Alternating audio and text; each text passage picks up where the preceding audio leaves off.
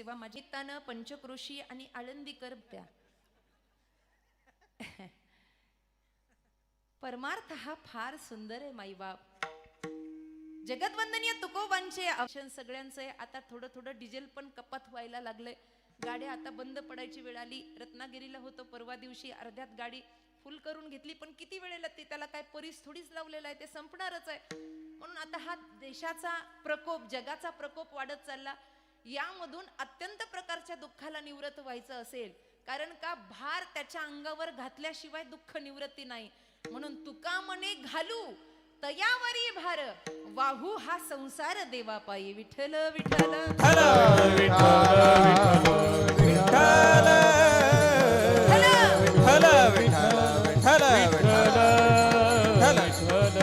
जराशी टाळी वाजू द्या. टाळी अशी नको ग, अगं भजनात वाजू द्या. अशी काय करता? रिकामी टाळी कीर्तनात कधी वाजते का? जोरात टाळी वाजली की ज्याला पहिला आला त्याला दुसरा येत नसतो. झटका. लई जड बसले. म्हशीचं दूध पिता का तुम्ही? गाईचं पिझ्झा जरा चंचल होतं माणूस. जरा जोरात टाळी वाजवा. विठ्ठल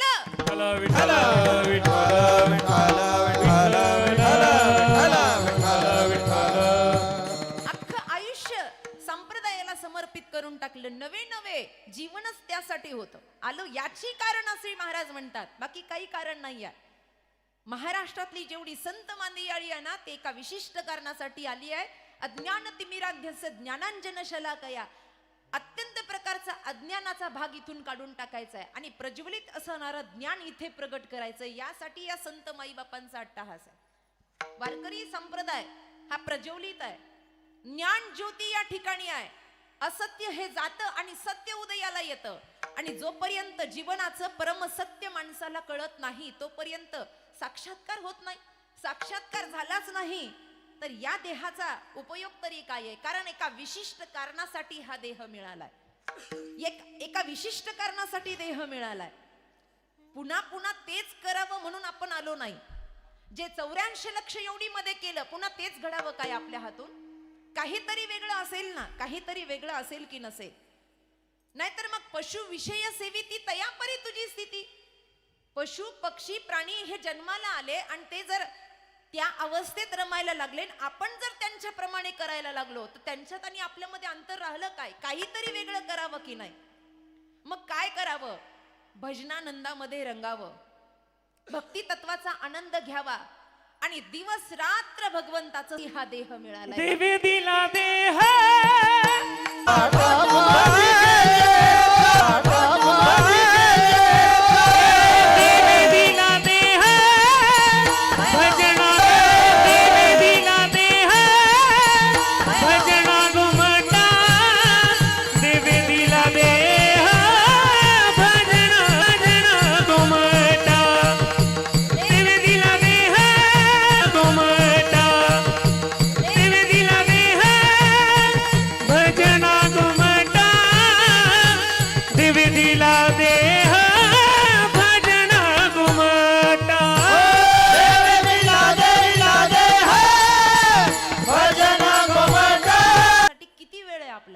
भक्ती कशाला म्हणतात माहितीये?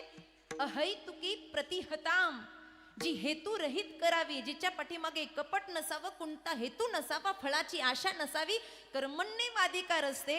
हे भजन शुद्ध अंतकरणानं करायचं, फळाची आशा न करता करायचं ना. मग करतो आम्ही महाराज, ते कसं करतो जाऊ द्या, पण किती करतो याला महत्व द्या. किती करतो बरं? भजनाची वेळ किती आहे? अहो भजनाची वेळ आमची मर्यादित आहे. आमची परमार्थाची वेळ मर्यादित आहे. 7 ते 9 कीर्तनाची वेळ आहे.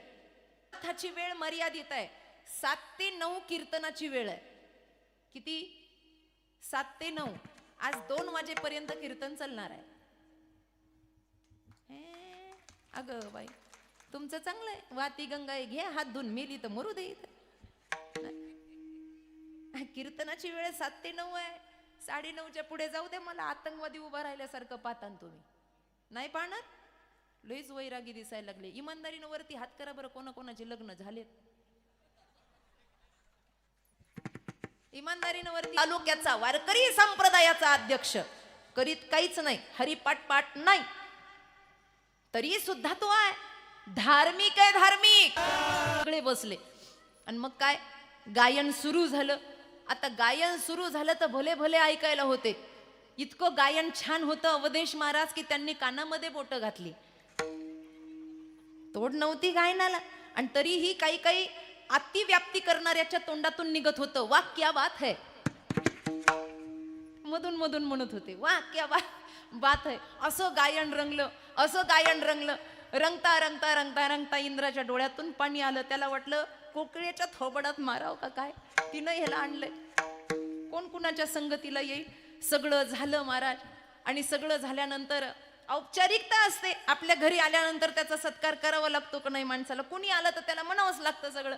सगळं गायन झाल्यावर कावळ्याला वाटलं जशी कोकिळेची स्तुती झाली न कंठा भेटला तशी आपली पण स्तुती होईल. इंद्र सगळं बोलला पण बाकीचं गायनाबद्दल काही बोलला नाही.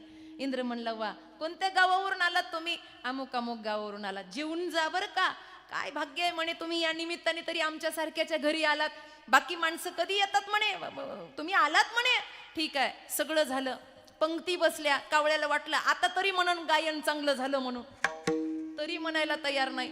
सगळा पेहराव झाला, सगळं आता महाराज औपचारिकता झाली. आता इंद्र एवढा सुद्धा म्हणला, जमलं तर पुन्हा या बर का आमच्या दरबारात. तरी कावळा म्हणला गायनाबद्दल हा काहीच म्हणे ना. शेवटी कट्टाळून कावळाच म्हणला, कसं गायलं आपण. कावळा म्हणला कसं गायलं आपण, औपचारिकता म्हणून अतिथीचा अपमान करू नये. इंद्र म्हणला, वा असं गायन मी याच्या कधी अगोदर ऐकलंच नाही. कान तृप्त झाले.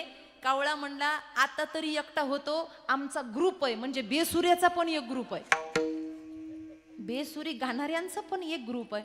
कावळा म्हणला, आता तरी एकटा आहे, आमचा एक ग्रुप आहे म्हणला. इंद्राने साक्षात पृथ्वी मातेला नमस्कार केला की अगं एक बेसुरा मला सहन होईना. कावळा यांचा सगळ्यांचा डोह तू सांभाळते, जगाच्या पाठीवर तुझी सहनशीलता किती मोठी आहे. इंद्रानं पृथ्वीला हात जोडले. महाराज मला सांगायचं एवढं, एक निकामी घरात सहन होत नाही, जगात किती निकामी आहेत. आणि सगळ्यात मोठा निकामी कोणता आहे माहिती, ज्याची भजनात टाळी वाजत नाही ते सगळ्यात मोठा निकामी आहे जगातला. ज्याची भजनात काहीच कामाचा नाही, जो तीर्थयात्रेला काही कामाचा नाही, ज्याचं तोंड राम म्हणत नाही, निकामी आहे तो, काही कामाचा नाही. त्याचं अस्तित्व जगात भारासारखं आहे. याच्या पुढे सांगितलं, ठीक आहे. मग परिवर्तन झालं, संतांचं ऐकलं, भजन करायला लागले, कीर्तनामध्ये बसले, मंदिरामध्ये रंगले, पारायणामध्ये डुबले, सगळं झालं. पण एवढं झाल्यावर सुद्धा आम्ही हा परमार्थ केला याचा अभिमान जर त्या दिवाला झाला तर महाराज एवढं करूनही त्याचा काही उपयोग नाही. आणि म्हणून परमार्थ करताना उच्च कोटीची साधना कोणती असेल तर झालेल्या अभिमानाचा त्याग करायचा, अभंगाचा त्याग तरी ऐसा करा.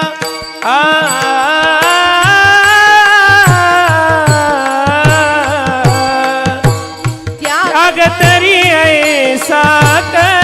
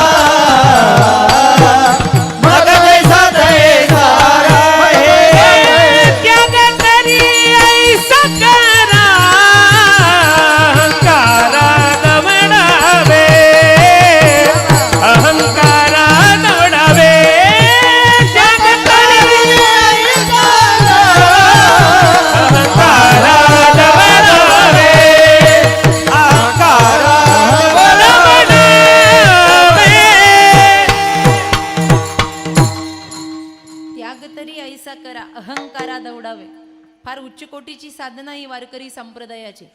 भजन करायला सगळे करतील, परमार्थ करायला करतील, वाचन करतील, लिखाण करतील, हे सगळं करतील बाबा. आम्ही परमार्थिक आहोत. पण परमार्थ एका ठाई शून्य होऊन जातो कधी, ज्या वेळेला भक्ताला अभिमान होतो. म्हणून महाराजांचं एका ठिकाणी म्हणणं आहे, अहंकाराचा वारा न लागो तुका मने घाली नरकी अभिमान. या अर्थाने नरकाचं दर्शन आहे. 28 प्रकारचे नरक सांगितलेत ना श्रीमद भागवत महापुराणामध्ये. पाप केलं काय ना अभिमान केला काय. अरे अभिमान कसला, हा देह दिला म्हणूनच आहे ना. ताठा कसला जीवनामध्ये, कसला अभिमान, एवढ्या वाऱ्या केल्या. एक गोष्ट लक्षात ठेवा, अवगुण सांगा, गुण सांगू नका. ही जगाची साधना आहे. माणसांनी आपले अवगुण सांगायचं. मला कधी कधी खोटं बोलायची सवय बर का, कधी कधी मला तंबाखू खायची सवय, सांगायचं. कधी कधी कीर्तनात बसलं की मन करतं, सगळे बसलेत आता पटकन उचल चप्पल, सांगायचं. मला कधी कधी चपला चोरायची सवय. अरे अवगुण सांगा, गुण सांगू नका. गुण हे लपले पाहिजेत. बरं, गुणांचं वर्णन आपण नाही करावं, जगानं करावं. पण गुणांचं वर्णन आपण करतोय म्हणून आपणच आपली टिमकी वाजवतोय. संतांना हे आवडत नाही. जगानं जगद्गुरु म्हटलंय, निळोबराय जगद्गुरु म्हणताय, तुकोबराय कधी म्हणले नाही. लाह्यासारख्या वह्या तरल्या म्हणा मला गुरु. असं झालं का कधी? आता तर गुरु म्हणून घेणारे किती आहेत. गुरु म्हणून घेतायत आणि गुरु गुरु फिरतायत. त्यांचाच मेळ त्यांना जमना, त्यांचंच गणित त्यांना सुटना, तेच पत्नाकडे चालले आहेत. कारण का, परमार्थ राहिला एका बाजूला आणि अहंकारानेच मनाची व्याप्ती झाली. देवाला घर रिकामं पाहिजे, रिकामं. भरलेलं घर देवाला आवडत नाही. गवळण म्हणते, हरी या माझे मंदिरी, नाही कोणी दुसरे घरी. काम, क्रोध, लोभ, मद, मत्सर, अहंकार सगळं गेलं बाबा. ते नवरात्रामध्ये आपण रोडगा हे प्रकरण गातो की नाही, त्याच्यामध्ये वर्णन आलंय बघा. सत्वर पावगे मला भवानी, सत्वर पावगे मला भवानी आई रोडगा वाहिन तुला. सत्वर पावगे मला भवानी आई रोडगा वाहिन तुला. सत्वर पावगे मला भवानी आई रोडगा वाहिन तुला. सत्वर पावगे मला भवानी आई रोडगा वाहिन तुला. रोडगा वाहिन तुला भवानी आई रोडगा वाहिन तुला. रोडगा वाहिन तुला भवानी आई रोडगा वाहिन तुला. सत्वर पावगे मला भवानी आई रोडगा वाहिन तुला. सत्वर पावगे मला भवानी आई रोडगा वाहिन तुला. सत्वर पावगे मला भवानी आई रोडगा वाहिन तुला. सत्वर पावगे मला भवानी आई रोडगा वाहिन तुला.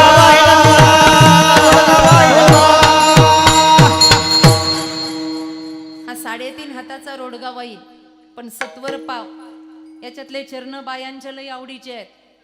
पहिल्या चरणाला तर लय बोट मोडतात बाया. सासरा माझा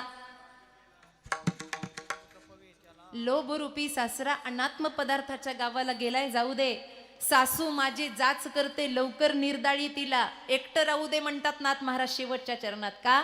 देवाला घाण आवडत नाही, देवाला स्वच्छता जर आवडते तर अंतकरणातली घाण गेल्याशिवाय तो तरी कसा प्रतिष्ठापनेनं बसणार.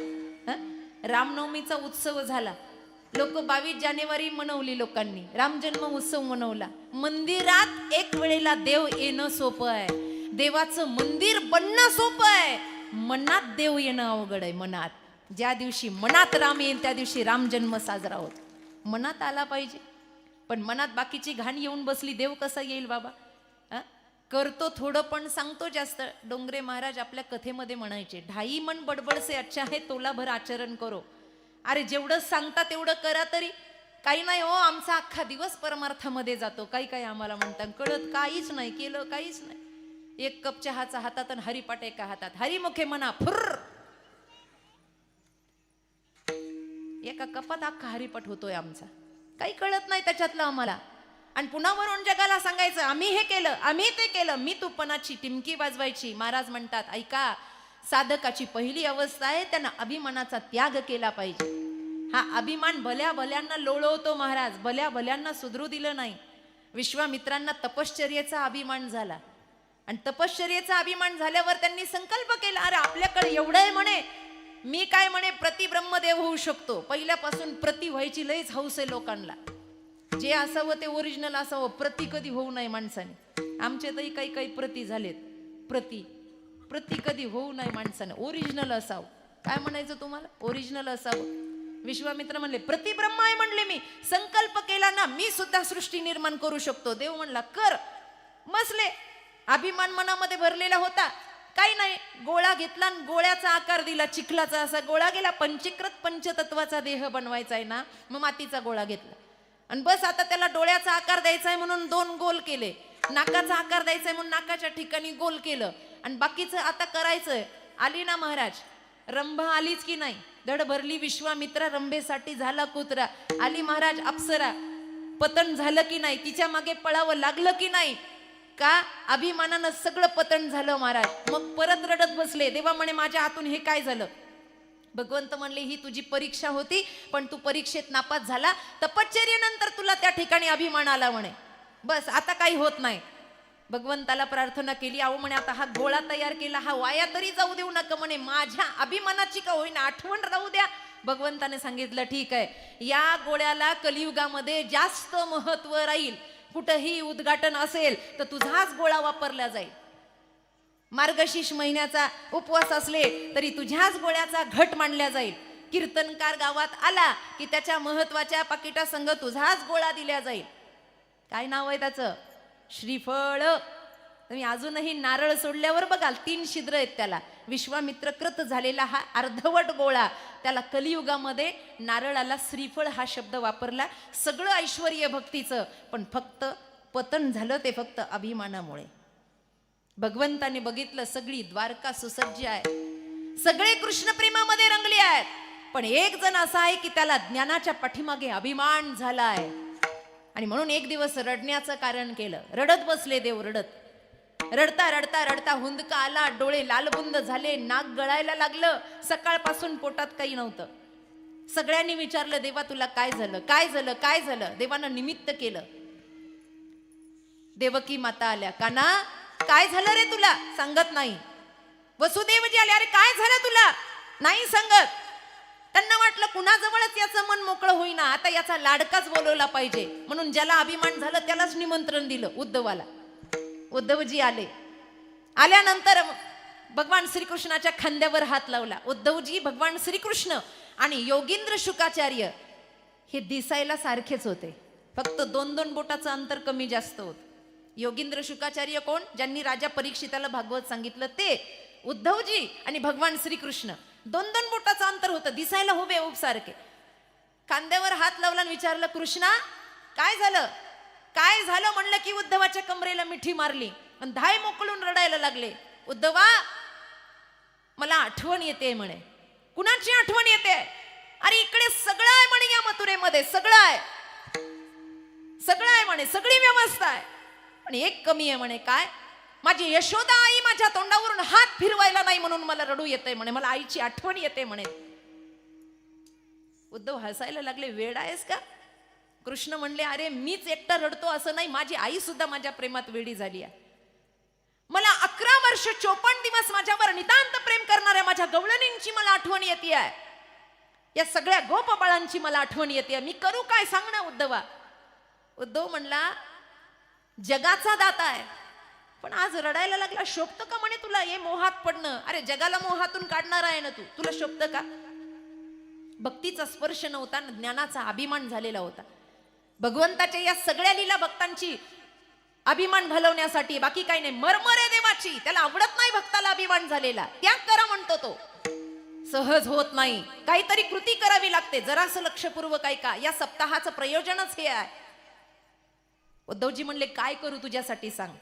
मित्र आहे ना, जीवस्य कंठसे, काय करू तुझ्यासाठी? काही नाही म्हणे, रथ काढ, सगळ्यांना भेटायला जा.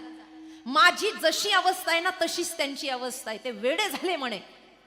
भगवंतानं विचार केला, एवढा अभिमानी पंडित झाला, याला भक्तीचा लवलेश नाही ना. हा म्हणतो मी परमार्थिक आहे. नीट ऐका बरं का, नीट ऐका. रथ घेतला भगवंताचा, दिसायला सारखे.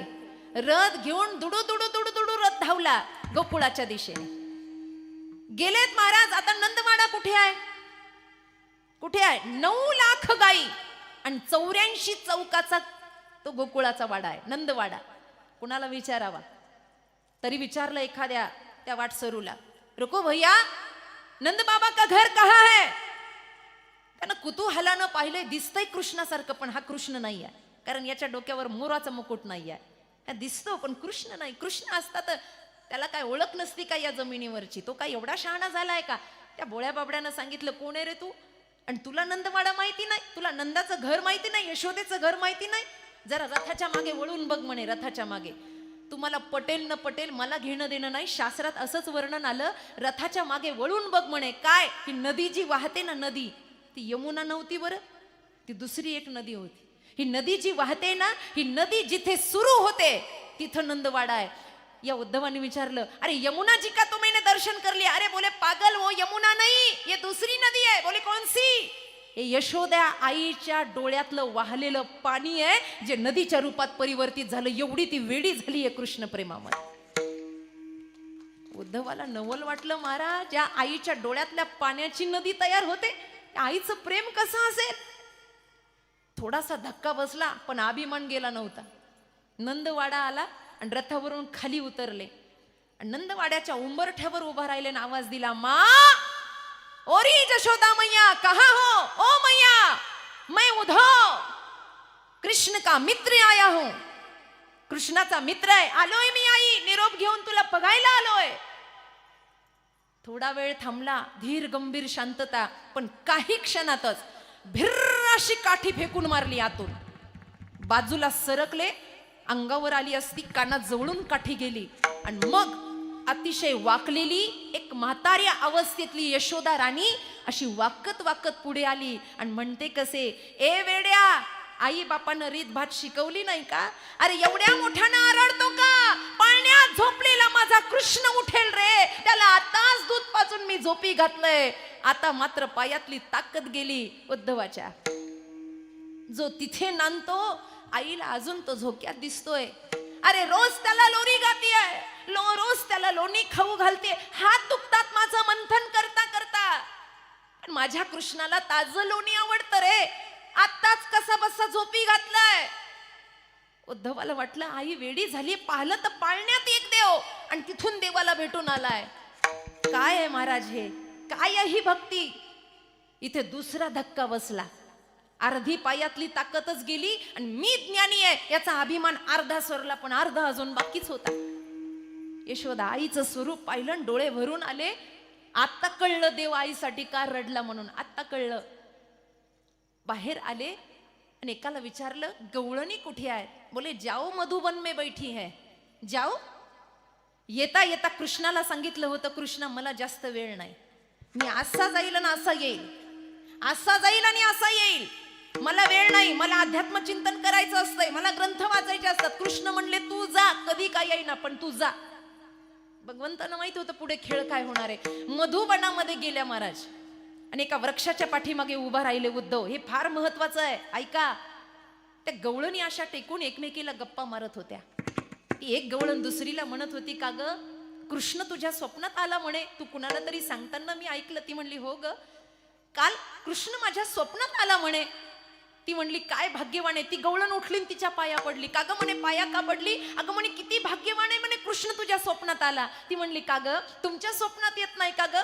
ती म्हणे, अगं कृष्ण स्वप्नात यायला आधी झोप लगावी लागते, तो गेल्यापासून आमची झोपच चोरटा घेऊन गेलाय, तर स्वप्नात येईल तरी कसा? वेळ लागलं महाराज, वेळ गवळणींना.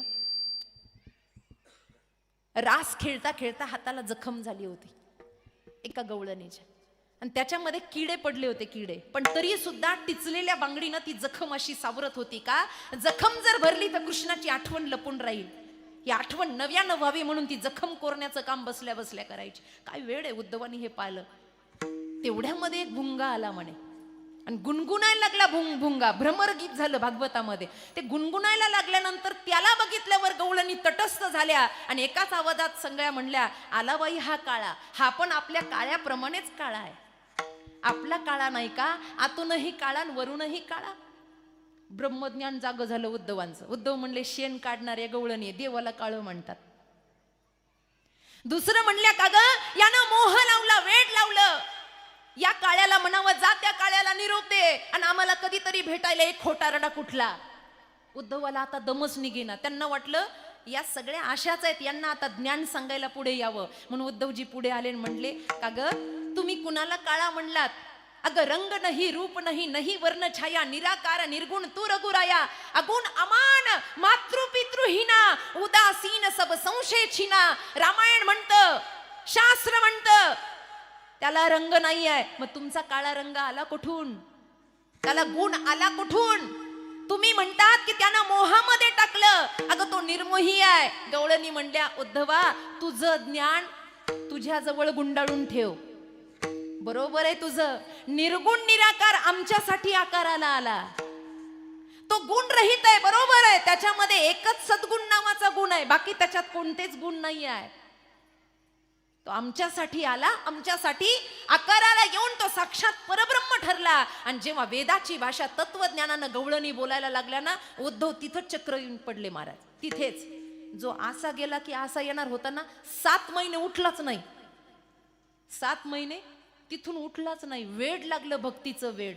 आणि 7 महिन्यानं कसा बसा उठला आणि रथावर बसून आला. कृष्ण दारातच उभे होते. ते म्हणले, महाराज, ओ शास्त्री महाराज आलेत का? नमस्कार. रडायला लागले उद्धव. म्हणले, कसलं शास्त्रन कसलं ज्ञान देवा. अरे भक्तीनं वेड केलं मला, भक्तीनं वेड केलं. ज्या दिवशी अभिमान जातो ना, त्या दिवशी राहत फक्त परब्रह्म, अभंगाचं दुसरं चरण. मग जैसा वा. तैसा राहे. क्या बात. मग जैसा तैसा राहे. मग जैसा तैसा राहे. मग जैसा तैसा राहे. मग जैसा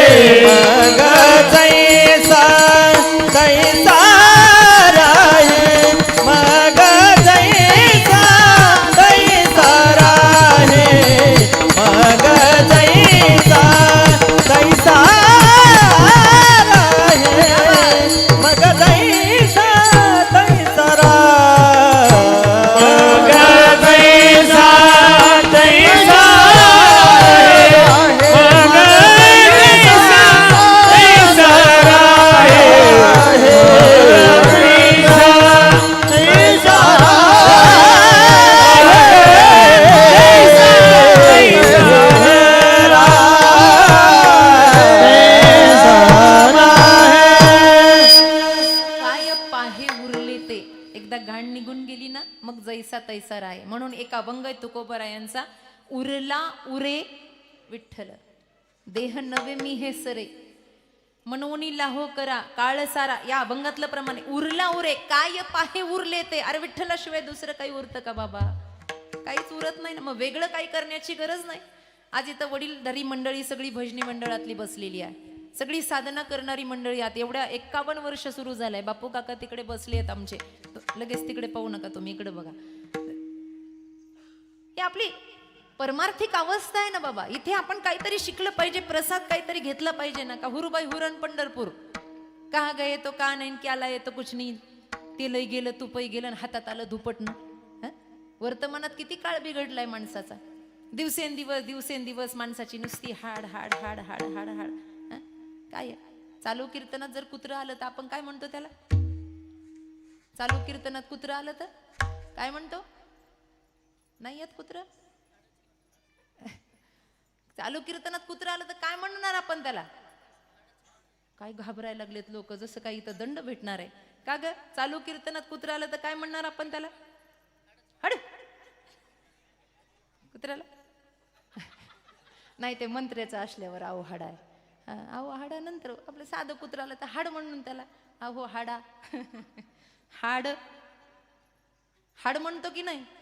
कुत्र्याला काय लागतं? कुत्र्याला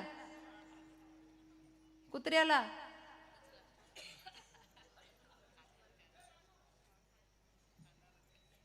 किती जड आहेत. अजूनही काही काहीच्या ध्यानात येईन मला काय म्हणायचं. सुट्टी घेऊन पिशवी घेऊन जाते हाड आणायसाठी, रांगेत उभा राहतय. कोण?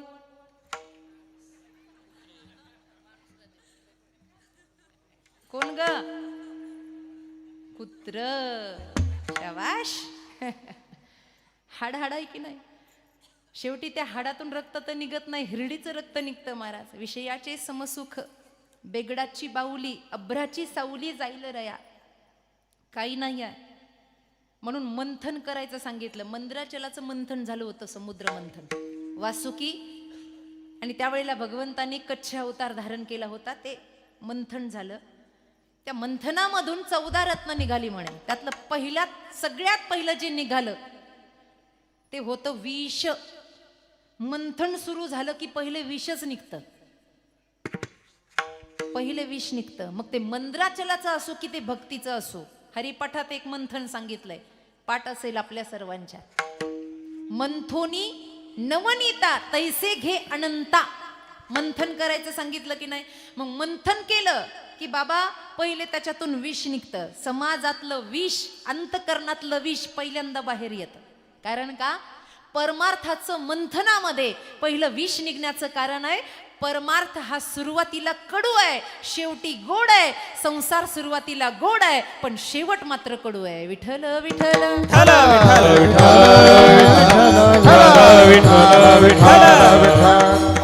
संसाराची सुरुवात किती गोड आहे, वेगळं काही सांगायला नको. सुरुवातीला सगळे साधू बसले होते माझ्या समोर. संसाराची सुरुवात किती गोड आहे, किती गोड आहे.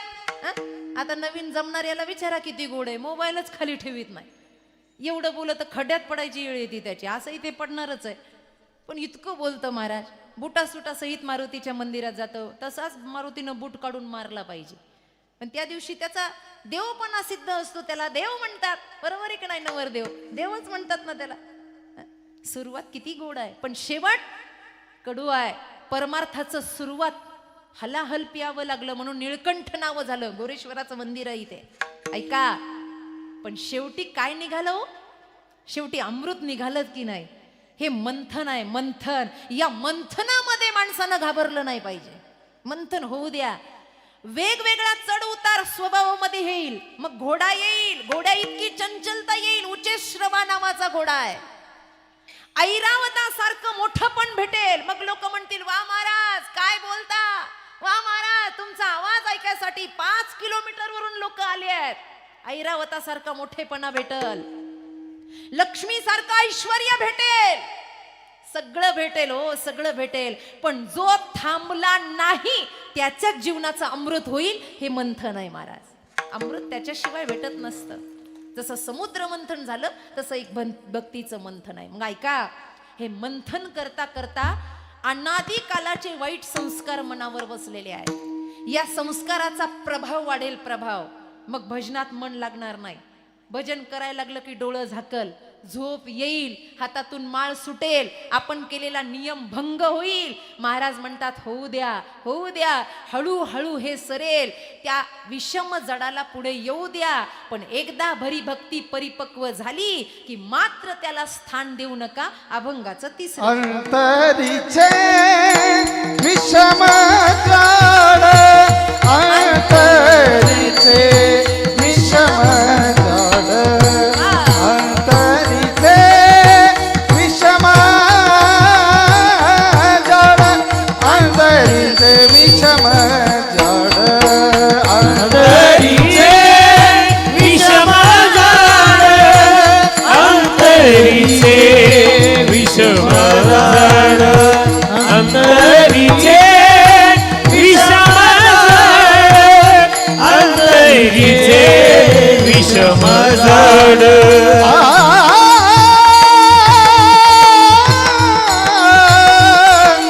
अंतरीचे विषम जाळ, अंतरीचे जाळ, अंतरीचे विषम जाळ, अंतरीचे विषम जाळ. ओ देऊ पुढे न द्यावे, देऊ पुढे न द्यावे, एवढे न द्यावे, एवढे न द्यावे. अंतरीचे विषम जाळ, देऊ पुढे न द्यावे. मग जैसा तैसा राहे, मग जैसा तैसा राहे, मग जैसा तैसा राहे, मग जैसा तैसा राहे.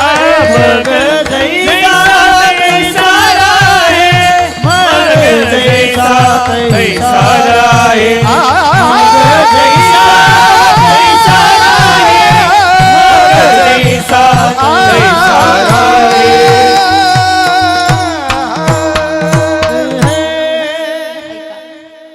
अंतरीचे विषम जाड, मनातलं कपट पुढे येऊ देऊ नका. एक गोष्ट लक्षात ठेवा, कितीही कपट केलं तर जगापासून लपेल, देवापासून लपणार नाही. आम्ही नेहमी गंग नावाच्या कवीची कविता म्हणत असतो.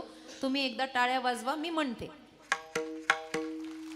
ते पा पुन्हा वाजवल्या तशाच. अगं तालावर वाजवा म्हणते मी, अशी वाजवा. हा,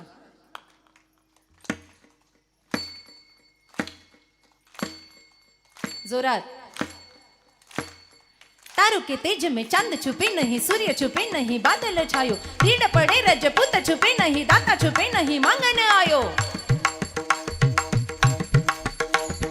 तारों के तेज में चांद छुपे नहीं, सूर्य छुपे नहीं, बादल छायो, रीढ़ पड़े रजपूत छुपे नहीं, दाता छुपे नहीं, मांगने आयो. चंचल नारी के नैन छुपे नहीं, प्रीत छुपे नहीं, पीठ दिखायो. कवि गंगा कहे सुन शाह अकबर, कर्म छुपे ना बबूत लगायो, कर्म छुपे ना बबूत लगायो, कर्म छुपे ना बबूत लगायो.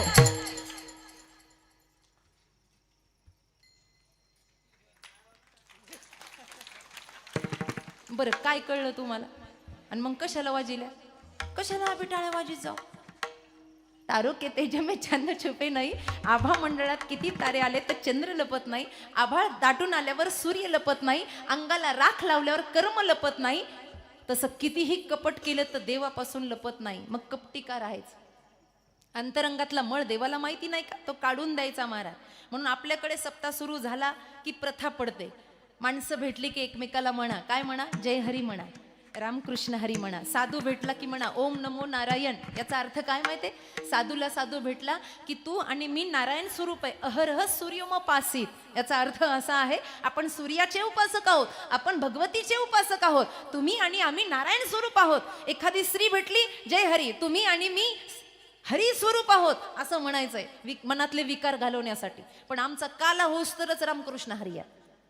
काला झाला की मेरे अंगणे में तुम्हारा क्या काम है. लगेच आपली कॅसेट बदलते महाराज. विकार आहेत ना हे मनातले विकार. एकच कथा सांगते आणि पुढे जाते. विराम द्यायचा आहे, आपली वेळ संपत आली आहे. ते शिष्य होते म्हणे, एक ज्युनियर आणि एक सिनियर, एक जुना होता आणि एक नवा होता. आता नव्याला काही गुरुकुलातले नियम माहिती नव्हते, कसं राहायचं, कसं बोलायचं, कसं वागायचं. हे जुने शिष्य असतात ना फार संतापी असतात महाराज. ते नव्याला टिकूच देत नाहीत गुरुकुलात. आता जे राहिलेत त्यांना अनुभव आहे. जे नवे आलेत ना त्याला उठलं तरी लातन, बसले तर बुक्की. जुने लय अवघड असतात. आता आम्ही राहिलोय स्वामीजींकडे, आम्हाला माहिती आहे ना नवी कोण आलं का ते एवढं असं जुनं बी तसं शहाणपणा करतं महाराज. मग ते दोघांना एक दिवस मधुकरीला पाठवलं. आता मधुकरीला पाठवल्यानंतर नदीच्या पलीकडे गाव होतं. ते दोघंही गेले महाराज मधुकरीला. आता गेल्यानंतर तिकडून मधुकरी आणली. पावसाळ्याचे दिवस होते, गच्च नदीचं पात्र भरलेलं होतं. आणि येता येता एक जुनं एक नवं, त्या नदीच्या काठावर एक बाई रडत होती. मग एवढी रडत होती, मोठ्या मोठ्याने आरडाओरडा करत होती. आता त्या नवीन जो शिष्य होता ना त्याला दया आली. आणि दया आल्यानंतर तो तिच्या जवळ गेला आणि म्हणला, ताई काय झालं तुम्हाला रडायला? जुनं म्हणलं, तसं बायांना बोलायचं नसतंय बघ कपडे घातल्यावर, लांब हो. तो म्हणला, अरे बोलल्यानं काय होतंय? बोलल्यानं काही होतंय का? आरती रडते ना, आपल्या आई सारखी आहे ना म्हणे. तसं जमत नाही म्हणे, बाजूला हो म्हणे, नाही तर मी गुरुजींना तुझी तक्रार करेल ना, आश्रमातून काढून देईल. तो म्हणला, दिलं तर दिलं, मी बोलणार. तो गेला, विचारलं, ताई काय झालं तुम्हाला?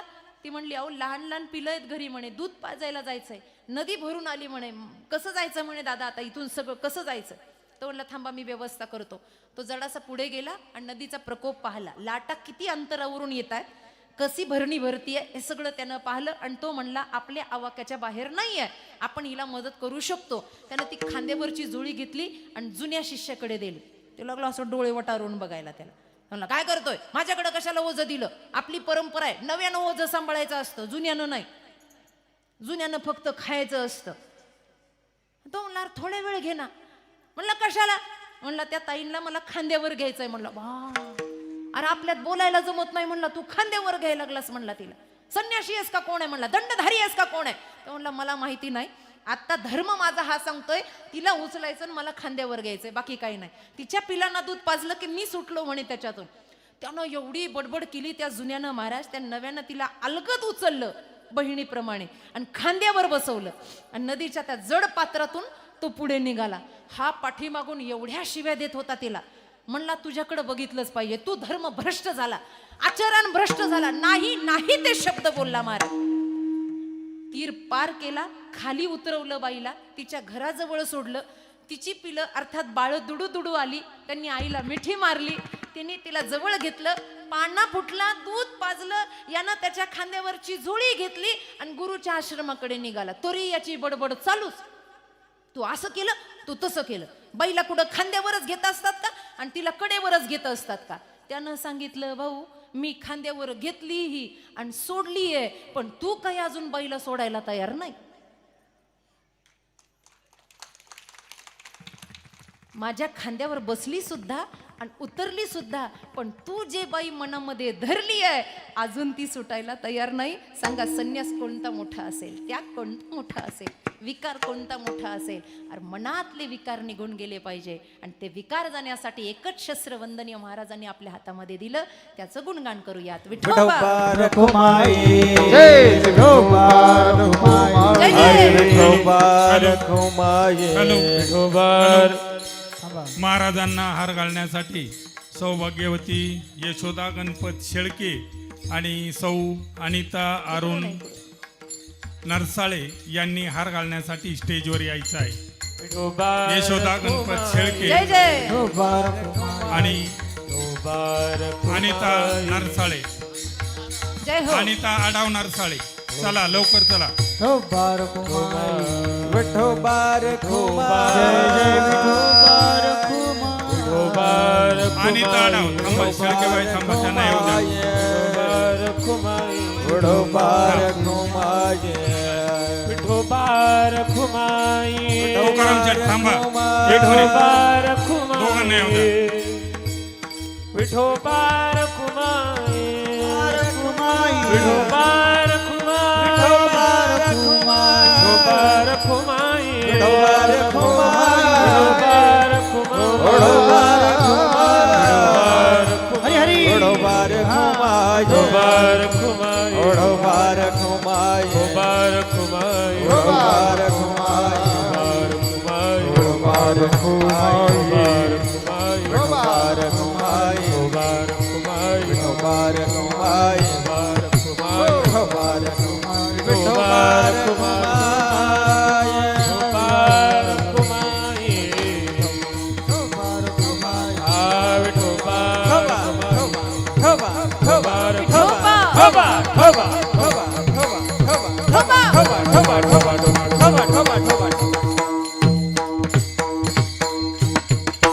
ताट वरती हात करा सर्वांनी. सरळ सरळ ताट हात करा. सरळ हातात वाघ ठेवला सांदेवात होत असतो. सरळ सरळ सरळ. वा, गोरेश्वराच्या सानिध्यात गोरेगावकर किती छान दिसतायत. असंच राहू द्या. 10 मिनिटाची एक गोष्ट सांगणार आहे, तोपर्यंत हात वरती राहू द्या. एकदा काय झालं, ताट सरळ करा. सरळ. आणि बेकार वो मुख है जो भगवान का सुमिरन ना किया करे. तोंडानं म्हणा म्हणा ओम नमः शिवाय. ओम नमः शिवाय सर्वांनी म्हणायचंय. हर हर भोले नमः शिवाय नमः शिवाय नमः शिवाय हे भोले. नमः शिवाय ओम नमः शिवाय ओम नमः शिवाय जय हो. हर हर भोले नमः शिवाय नमः शिवाय नमः शिवाय हे शंभो. भोले नमः शिवाय गंगाधरा शिव गंगाधरा हर हर भोले नमः शिवाय गंगाधरा गंगाधरा हर हर भोले नमः शिवाय जटाधरा शिव जटाधरा हर हर भोले नमः शिवाय जटाधरा शिव जटाधरा हर हर भोले वरती हात सरळ सरळ. कुणाचा आवाज येतो तेच कळेना. पुरुष मंडळ हात खाली करा बरं. तुम्ही वरती राहू द्या. आमचा विठ्ठल दादा पुढे म्हणेल, तुमचा आवाज निघू द्या जरा. म्हणा ओम नमः शिवाय ओम नमः शिवाय हर हर भोले नमः शिवाय आणखी जोरात. ओम नमः शिवाय ओम नमः शिवाय हर हर भोले नमः शिवाय वा,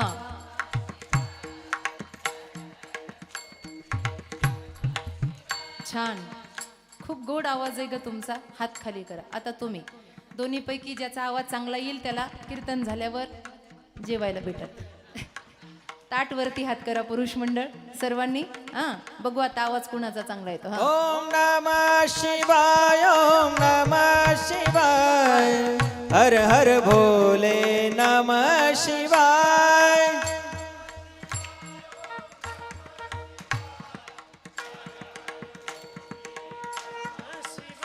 ओम नमः शिवाय ओम नमः शिवाय हर हर भोले नमः शिवाय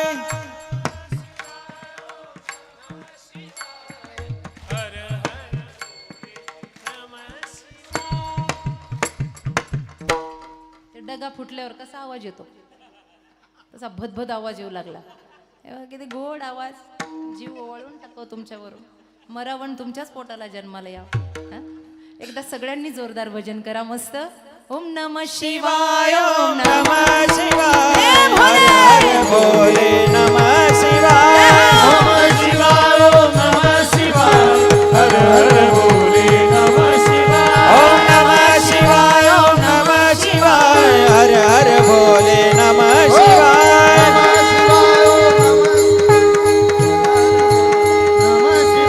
ओम नमः पार्वती पते.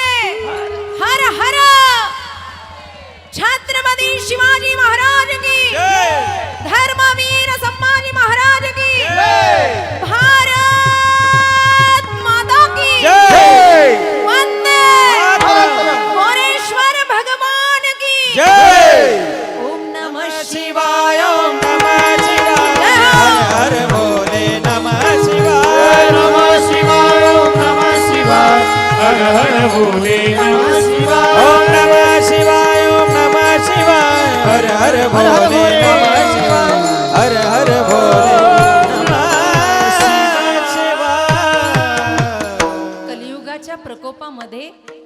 मनाची आणि बुद्धींची धुळधाण झाली महाराज. म्हणून एका ठिकाणी एका प्रमाणात महाराज म्हणले, तुका म्हणे इह लोकीच्या व्यवहारे नका डोळे धुरे. हा धूर समुंचय झालाय आणि धूर साचला की काजळी येते. काजळी आल्यावर पारदर्शकता राहत नाही.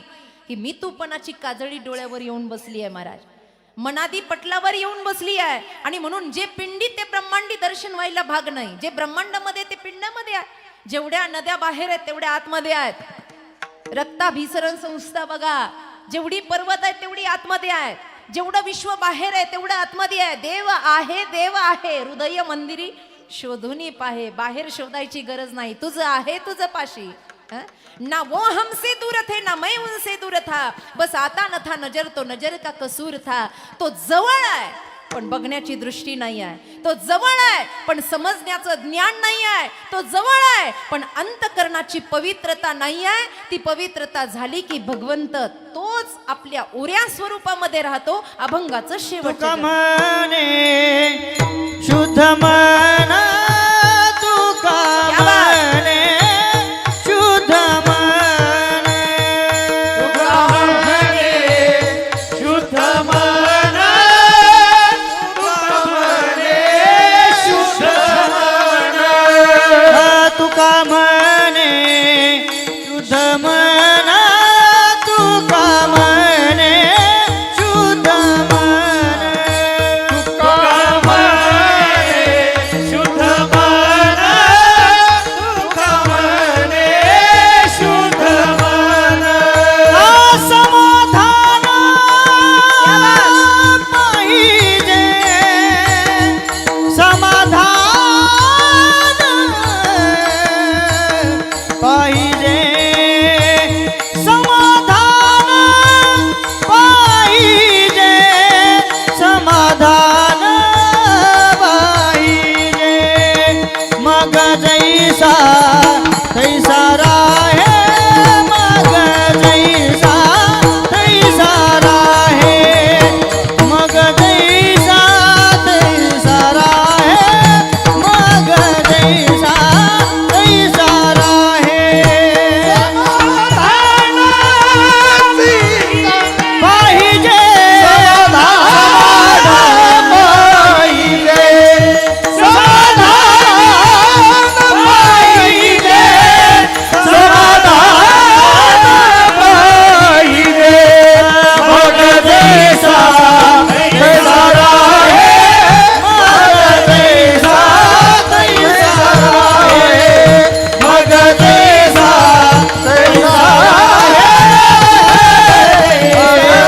तैसा राहे तैसा राहे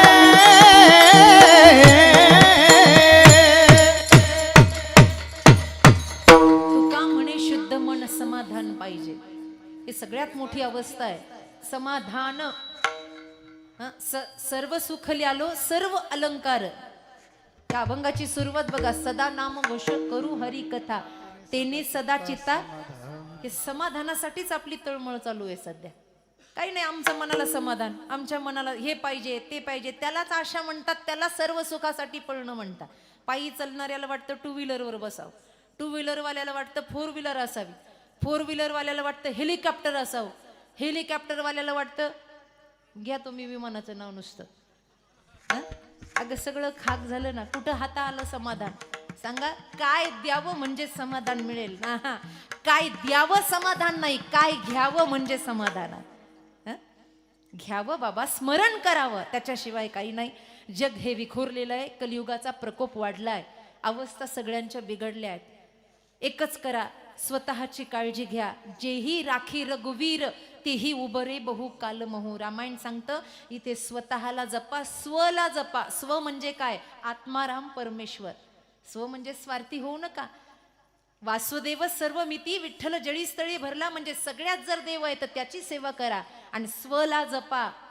आत्ताचं मायावी जग फार कठोर आणि निष्ठुर निघालंय. एकच संदेश देते आणि वाणीला विराम देते. ऐका, या जगाच्या प्रकोपामध्ये काळज्या घ्या. नाती तुटायला लागली आहेत, जग विखुरायला लागली आहेत. नाती जपण्यासाठी इथे अट्टाहास करावा लागतो. मला फक्त एकच पत्र वाचून दाखायचंय आणि थांबायचंय. विश्वमाऊली ज्ञानोबा रायांसाठी हे पत्र होतं. चारही भावंडांसाठी हे पत्र होतं. बसलेल्या सगळ्या माता भगिनी जरा सरळ बसा, तुम्ही सरळ बसा, महत्वाचा निरोप द्यायचा आहे. घरं तुटायला लागली आहे, एकमेकाच्या जीवावर आपलीच माणसं उठायला लागली आहे. हा निरोप फक्त 4 भावंडांसाठी नव्हता, हा निरोप सगळ्यांसाठी आहे. हा निरोप होता ज्या दिवशी देहांत प्रायश्चित्त घ्यायला जायचं त्या दिवशी तुळशी वृंदावनाला टेकून विठ्ठलपंत कुलकर्णी यांनी लिहिलेलं 4 भावंडांसाठीचं पत्र होतं. आणि ते पत्र असं होतं, माईबाप नीट ऐका. 4 वर्ष गहिनीनाथांच्या सानिध्यामध्ये राहून आलेले निवृत्तीनाथ होते घरामध्ये. मोठा दादा होता, मधला दादा होता ज्ञानोबारायांच्या रूपामध्ये, छोटा दादा होता सोपान काकांच्या रूपामध्ये, आणि सगळ्यात छोटी असणारी मुक्ताबाई होते, करुणा करणारी. झोपेत सोडून जायचंय मुलांना, आणि या मुलांसाठी जगाला दिलेला संदेश नीट ऐका. डोळ्यामध्ये पाणी होतं, थरथर त्या कलमांनी पत्र लिहिलेलं होतं, आणि ते पत्र वाचून मुलं तशीच वागली जो ध्यास आपण धरला पाहिजे. ते पत्र असं होतं, बाळांनो, सगळ्यात पहिले मला माफ करा, मी तुमचा पिता विठ्ठलपंत कुलकर्णी. बाळांनो, तुम्हाला जगामध्ये न्याय मिळावा आणि तुम्हाला शुद्धीपत्र मिळावं म्हणून आम्ही दोघंही उभयत देहांत प्रायश्चित्त घेत आहोत. बाळांनो, तुमच्या सारख्या सुविधा आम्हाला उपलब्ध करता आल्या नाही, अर्थात तुम्हाला सुख देता आलं नाही, यासाठी आम्ही क्षमा अपराध मागतो. आम्ही आई बाप आहोत. पण ऐका, आम्ही जातोय बाळांनो, तुमच्यासाठी हा निरोप आहे, नीट ऐका. पहिला निरोप होता आई बाप गेलेल्या घरातल्या मोठ्या मुलासाठी. घरातला मोठा मुलगा म्हणजे घरातला जबाबदार मुलगा. ए निवृत्तीनाथा, निवृत्ती, आई बाप गेल्यावर घरातल्या मोठ्या मुलांनी सगळं घर सांभाळायचं असतं आणि छोट्या भाऊ बहिणींचं मन ओळखायचं असतं. निवृत्ती, तुझ्याकडून फार मोठी आशा आहे बाळा मला. तू छोट्या बहीण भावांचा सांभाळ करशील निवृत्ती. त्यांना कशाही प्रकारची कमी पडू देणार नाहीस निवृत्ती. म्हणून मी विठ्ठलपंत तुला आदेश देतो, माझ्या लेकरांना सांभाळ बर का. काही कमी पडलं होतं तुझ्या स्वभावात, पण गहिनीनाथांनी ती उणीव भरून काढली. दादा, सगळ्यांना सांभाळ. हा घरातल्या मोठ्या भावासाठीचा निरोप आहे. इथं जे कोणी मोठं बसलंय घरातलं त्याच्यासाठी. दुसरा निरोप होता ज्ञानदादासाठी. ज्ञाना, थोडा तापड स्वभाव आहे बाळा तुझा. या तापड स्वभावाचं दर्शन आपल्याला झालं जेव्हा ताटी बंद केली होती त्यावेळेला. माझा आहेस ना तू ज्ञाना. मग बाबांची एक गोष्ट लक्षात ठेव बाळा, ज्या घरातले आई बाप जातात ना त्या घरातल्या मधल्या भावानं फक्त मोठ्याचं ऐकायचं असतं. दादा जसं म्हणेल तसं करायचं असतं.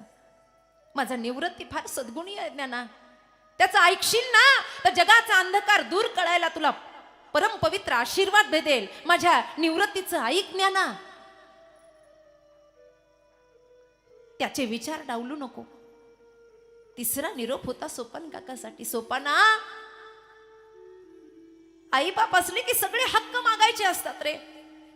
ज्या दिवशी आई बाप जातात ना तेव्हा छोट्या भावांनी फार हट्ट करायचा नसतो मोठ्याकडे. दिलं ते खायचं असतं, फार त्रास द्यायचा नसतो. त्यांच्या कार्यात त्यांना मदत करायची असते, फारच माझं माझं करत बसायचं नसतं. महाराष्ट्राच्या पावनभूमीतला हा भावंडासाठीचा निरोप आहे विठ्ठलपंतांकडून. सोपाना, तुझे दोन्हीही मोठे भावंड फार सद्गुणी आहेत, त्यांना छळायचं नाही बाळा. तिथं समजून सांगायला काही आई नाहीये आणि बाबा नाहीयेत बरं तुमच्या जवळ. तुम्ही आता एकटे आहात पोरांनो, एकमेकाची काळजी घ्या. आणि सगळ्यात महत्वाचा निरोप होता मुक्ताबाईसाठी. मुक्ते, एकच कर ग, तुझ्या बाबाचं म्हणणं ऐक, तुझ्या आईचं म्हणणं ऐक. जगाच्या पाठीवर ज्या दिवशी घरातले माईबाप जातात ना त्या दिवशी बहिणींनी भावाची आई व्हायचं असतं मुक्ते. आणि तू या तिघांची आई हो, एवढं सार्थकी प्रेम लाव. तुझ्या आई बापांचं म्हणणं आहे. सांगा, हा निरोप कुणासाठी आहे? काय म्हणतंय कलियुग? ईदभर बांधासाठी सख्खा भाऊ जीवावर उठलाय. बहिणी प्रॉपर्टीसाठी आईच्या मैतीला यायला तयार नाहीये. अरे खाक झालं जीवन तुमचं. कोणती इस्टेट, कोणती दौलत, एकदा भावाच्या तोंडावरून हात फिरून बघा, किती माया भेटते. आणि तुम्ही सुद्धा जो निरोप आपल्याला दिलाय ना या मातीमध्ये, तो निरोप आपल्या बहिणींसाठी वापरा. कुणी नसतं त्यांचं. एकदा घर सोडलं की आपणच असतो. आई बापानंतर कितीतरी संसार असे फाटलेत. आम्ही कीर्तन करतो ना पुण्यस्मरणाची, त्याच्यात लिहून येतं. बहिणी आल्या नाही महाराज, थोडं बहिणीवर बोला. भाऊ नाही आले महाराज, तेव्हा लाज वाटते. अशा कीर्तनाला आपण आलोय, लाज वाटते. तेव्हा कोणत्या घरात आलोय आख्यायिका मांडायला? कुणाला सांगायला आलोय? का झोपलाय समाज? हे प्रबोधन नाहीये, हे पत्र आहे. हे पत्र आहे, त्या सिद्धेश्वराच्या साक्षीनं लिहिलेले पत्र आहे. आणि म्हणून आई बाप गेल्यानंतर मोठा इतिहास घडला. आणि 4ही भावंड अशी घडली की आज जग तरतय तर या संतांच्या नावावर तरतय, असं त्यांनी आई बापाचं नाव सांभाळलं. आणि यालाच आई वडिलांचं खरं पिंडदान म्हणतात. लक्षात घ्या, हे सप्ते त्याच्यासाठीच आहे. इथे एखादी बहीण घडावी, एखादा भाऊ घडावा, इथे आई वडिलांची सेवा व्हावी, गो ब्राह्मणाची सेवा व्हावी, गुरूंची सेवा व्हावी, तत्वनिष्ठ शिष्य घडावा. आणि माऊलींच्या महाराष्ट्रात आपण नाक कापून घेऊ नये याच्यासाठी हे अध्यात्म आहे. बाकी काही नाही आहे, वेगळं काही नाही आहे. इथे हेच शिकायचंय आपल्याला.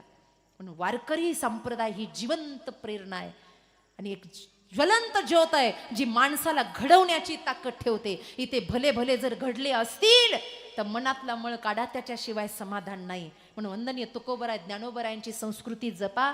51व्या वर्षाचा सप्ताह होत असताना मनात काल्याच्या कीर्तनाच्या दिवशी चांगले संकल्प करा की 52व्या वर्षीचा सप्ताह करताना आम्ही कुठोतरी अवगुणांना विसरू आणि सद्गुणासहित माय ज्ञानेश्वरीचं पारायण करू. तेव्हा झाला गोरेश्वराचा सोहळा. दुसरा काही वेगळा करण्याची गरज नाही. हा सोहळा यानं रंगतो बाबा. आणि म्हणून या सद्विचारांसहित या ठिकाणी सगळी गायक वादक भावंड आहेत, सगळी चोपदार आहेत, टाळकरी आहेत. आपण सगळ्या भक्तिमती आया आहात. आमचे काका नागरे काका, बापू काका यांना मी कोटी कोटी धन्यवाद देते की त्यांच्यामुळे मला एकाच वेळेला एवढ्या आयांचं दर्शन झालं. सगळे गोरेगावकरांना त्यांचं ऋण व्यक्त करते. या कीर्तन सेवेसाठी गुळंजवाडीचा आमचा शिंदे परिवार, आमचा संजू भाऊ शिंदे, त्यांचा संपूर्ण परिवार आमच्यावर नितांत प्रेम करणारा या कीर्तनासाठी आलाय. पंचकृषीतली काही मंडळी आली आहेत. सर्वांचं ऋण व्यक्त करते. वाणीला विराम देते. ज्ञानेश्वर माऊली ज्ञानराज माऊली, ज्ञानेश्वर माऊली ज्ञानराज माऊली, ज्ञानेश्वर माऊली विठ्ठल जय जय, हे विठ्ठल जय जय विठ्ठल. बोलिले रे तुझे वेडे वाकुळे करा क्षमा अपराध महाराज तुम्ही नाही विचारिला अधिकार. क्षमा अपराध महाराज तुम्ही सिद्ध तुका म्हणे. ज्ञानेश्वरा रामाया क्षमा अपराध महाराज तुम्ही सिद्ध. ज्ञानदेव तुकाराम, ज्ञानदेव तुकाराम.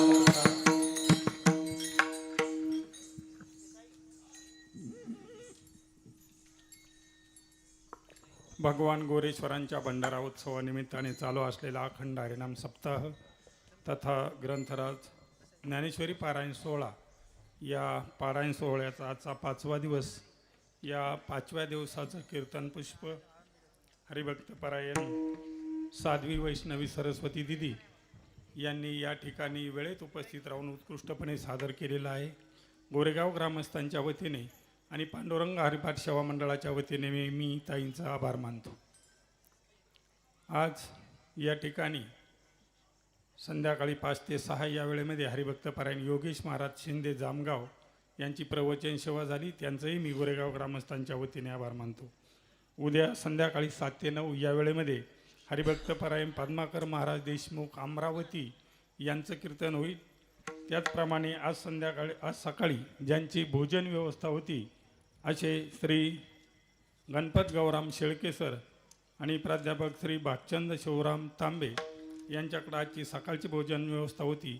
आणि आता संध्याकाळचं जे महाअन्नदान आहे ते मार्च यशस्वी 1996ची बॅच यांच्याकडे आहे. तर मी आता महाराजांचा सन्मान करण्यासाठी या ठिकाणी श्री कांताताई भागचंद तांबे आणि नंदा अंकुश तांबे यांना विनंती करतो की आपण पटकन स्टेजवर येऊन दिदींचा सन्मान करायचा आहे.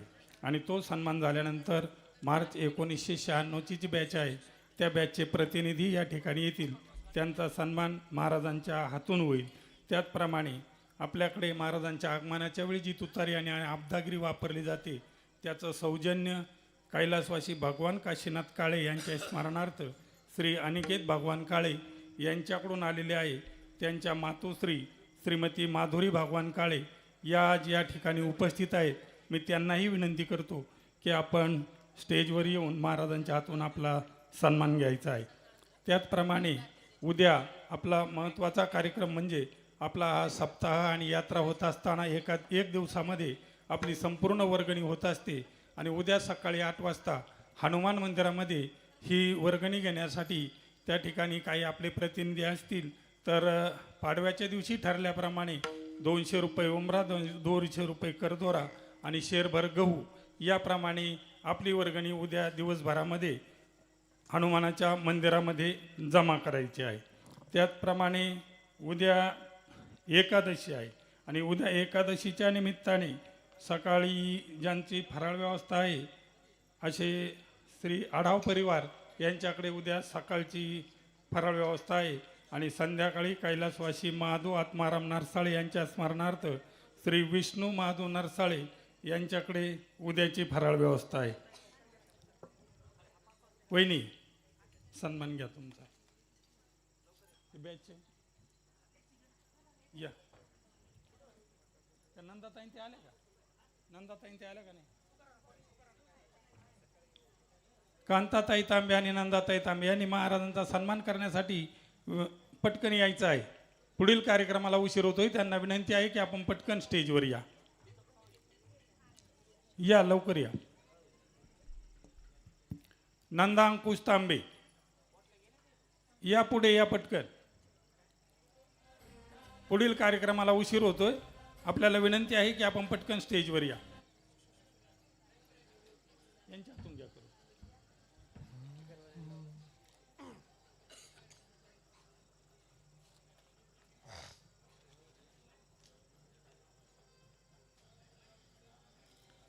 त्याचप्रमाणे आज संध्याकाळचा जागर भांडगाव भजनी मंडळाचा आहे.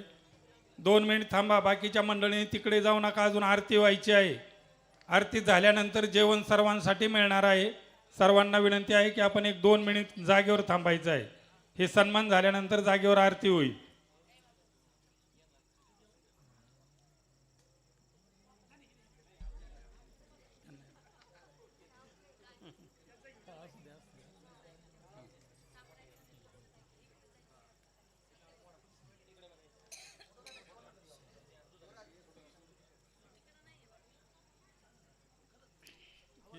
बॅचवाले हां चला बॅचचे प्रतिनिधी चला पटकन आपला सन्मान उरकून घ्या.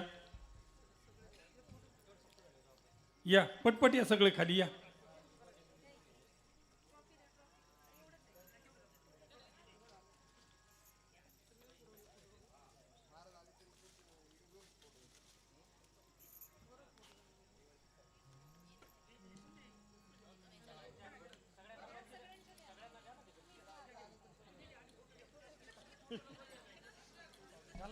एकमेकाला घाला.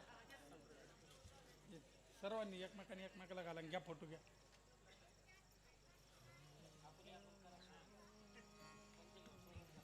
सर्वांनी आपापल्या जागेवर आरतीसाठी उभं राहायचं आहे.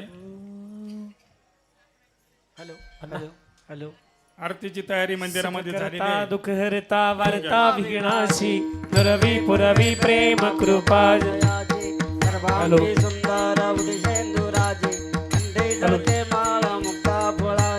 जय देव जय देव जय मंगलमूर्ती ओम मंगलमूर्ती. दर्शन मात्रे मन स्मरणे मात्रे मन कामना पुरती. जय देव दे रत्नाखचित भरा तुझ गौरी कुमरा. चंदनाची उटी कुमकुम केशर ऐको उड शोभतो बरा. तृणजुणती नुपुरी चरणी घागरिया. जय देव जय मंगलमूर्ती ओ श्री मंगलमूर्ती.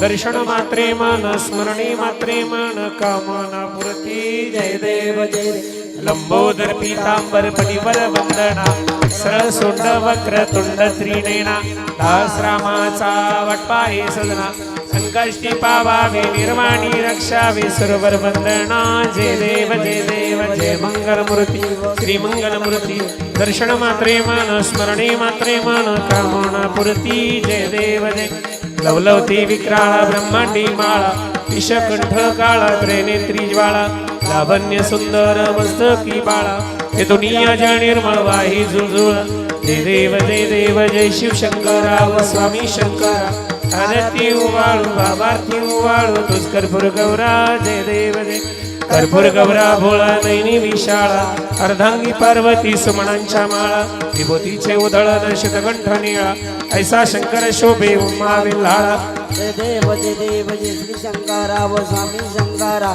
आरती उवाळू भावार्थी उवाळू तुझ कर्पूर गौरा जय देव जय देवी दैत्य सागर मंथन पै केले रामाजी अंचित हरहल सापडले हेत्वा स्वरूपाने प्राशन केले नीलकंठ नाम प्रसिद्ध झाले जय देव जय शिव शंकरा व स्वामी शंकरा आरती उवाळू भावार्थी उवाळू जय देव व्याघ्रांबर फणीवर सुंदर मदनारी पंचांगण मनमोहन मनजन सुखकारी षटकोटीचे बीज वाचे उच्चारी रघु टिळक रामदास अंतरी जय देव जय शिव शंकरा व स्वामी शंकरा आरती उवाळू भावार्थी उवाळू दुष्कर गौरा जय देव योगे 28 विटेवारी उभा वामंगी रघुमाई दिसदेवे शोभा कुंडलिकाचे भेटी परब्रह्माने गा चरणी वाहे भीमा उद्धर जय देव जय पांडुरंगा रखुमाई वल्लभा राहीच्या वल्लभा पावे जुलगा जय देव जय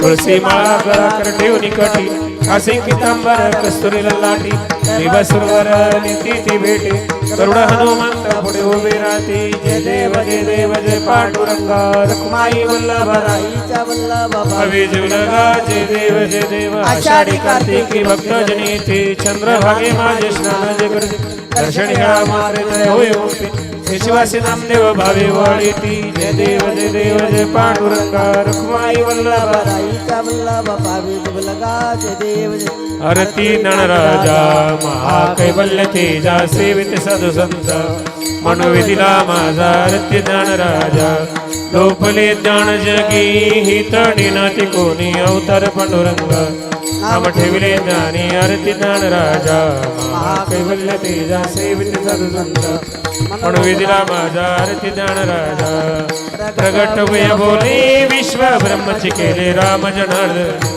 आई जगत दे आरती ज्ञानराजा महाकैवल्य तेजा सेवित सदसंत म्हणून विधीला माझा आरती ज्ञानराजा आरती तुकारामा स्वामी सद्गुरु धामा सचिदानंद मूर्ती आय राघवे अम्मा आरती तुकारामा राघवे सागरात आशान तारीने तैसत गोबाची अभंग रक्षिले आरती तुकारामा स्वामी सद्गुरु धामा सचिदानंद मूर्ती आय राघवे आरती तुकारामा तुकितातून नेसी ब्रह्मा तुकासे आले म्हणून रामेश्वर चरणी मस्तक देविले आरती तुकारामा स्वामी सद्गुरु धामा सचिदानंद मूर्ती पाय दाखवी अम्मा आरती तुकारामा खाली लोकांगणामध्ये चरण डोळ्यान पाय प्रेमे आलिंगन आनंदी पूजन भावे वाळे विठ्ठल रखोई ठोबार विठ्ठल रखोई ठोबार मागणे ते एकच प्रती आहे देशील तरी पाहे पांडुरंगा या संतांशी निरवेची मजली निक तुझे काही न कामणे आता उदार तू मज ठेवी पायी या संतांशी निरवेची मजली अनिक तुझे काही न मागो देवा ज्ञानदेव तुकाराम ज्ञानदेव तुकाराम ज्ञानदेव तुकाराम ज्ञानदेव तुकाराम तुकाराम तुकाराम तुकाराम कुंडलिक वरदारी विठ्ठल श्री ज्ञानदेव तुकाराम गोरेश्वर भगवान की जय